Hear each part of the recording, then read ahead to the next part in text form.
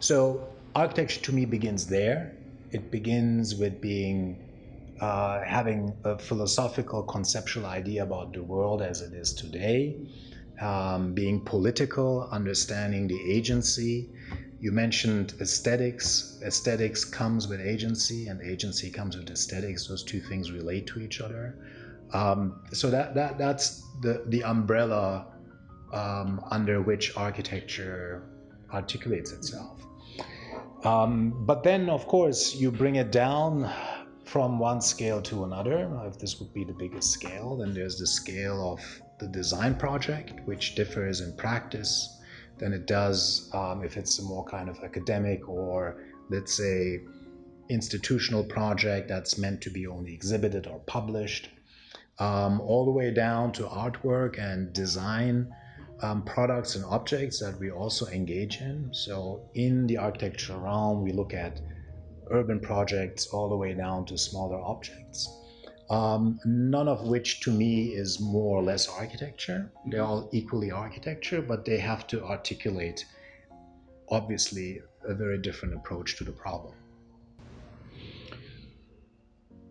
My interest in hybrids now, in retrospect, if I look back, goes way back. And basically, there's a project I did with a friend of mine prior to even founding this office together with Eric, a different friend of mine.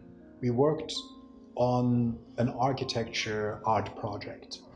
And this must have been in the late 90s. And what we did is we took photographs of generic interior rooms and spaces, like foyers and elevator halls. You know, we just went into buildings, took photographs, and then we built from the photographs in reverse the object space of what we saw in the photographs. And we made a point in looking at all the artifacts that were in that space, modeling them individually, and basically attaching them and working them back onto the object of the space. I always liked that project. I always felt it was very influential to my thinking, but it sort of, so many things happened over the years that only recently, when looking back at it, I realized that a lot of the hybrid techniques that we've been using today were somehow folded into that original object.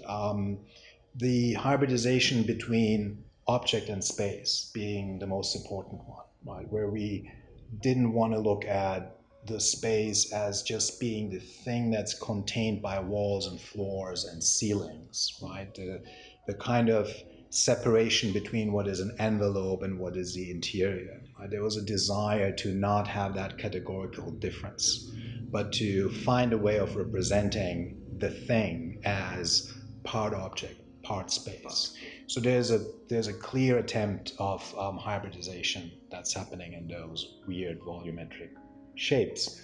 The interest of modeling seemingly everyday objects like door handles and fire extinguishers and all the kinds of things we found in those images, not as service and utility elements, but as somehow important aesthetic markers that we usually put aside or we look at as secondary. Bringing them into the project as equally important, almost in a flat ontological way, is another element of hybridization. It's a hybridization of the kind of trivial or mundane in architecture with the thing that we usually look at as the special or the extraordinary. Right? So bringing the ordinary in sync with the extraordinary, the space with the door handle, different scales, different ideas, and hybridizing them into a single expression. So from a working method point of view, that I would say was the first time I worked along those lines. I wasn't thinking like that back then, but the work is clearly showing a certain sensibility. Much later, I would say in the early 2000s or mid probably mid to end 2000s, I got really interested in the writings of Bruno Latour. And Bruno Latour was talking about objects in a particular way. Um, it was kind of today you have notions like hyperobject by Timothy Morton, which to me is a kind of related concept of thought, that an object is not the thing that we see, but it takes on a lot of different stages, and it can go from information in a newspaper to an actual plant that's fabricating a substance, which then turns into a global environmental phenomena. That all of those together can be seen as an object. Right? Latour uses the word pseudo-object. Hyper-object is Timothy's term.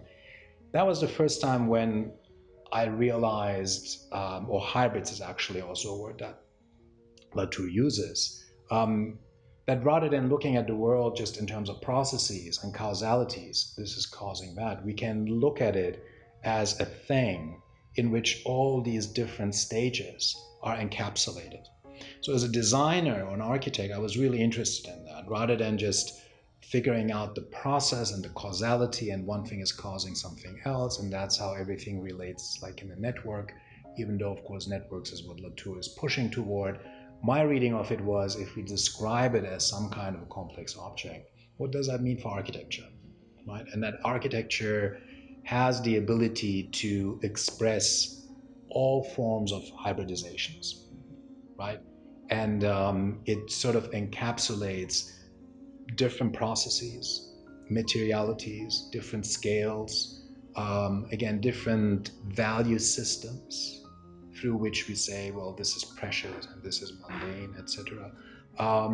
So I got really interested in the idea to find an expression for that complexity, not in a diagram, but in real design. Or what I mean with real design, in the design object itself. So the design object started to look hybridized. It took on an aesthetic of many different pieces that come together in different kinds of ways.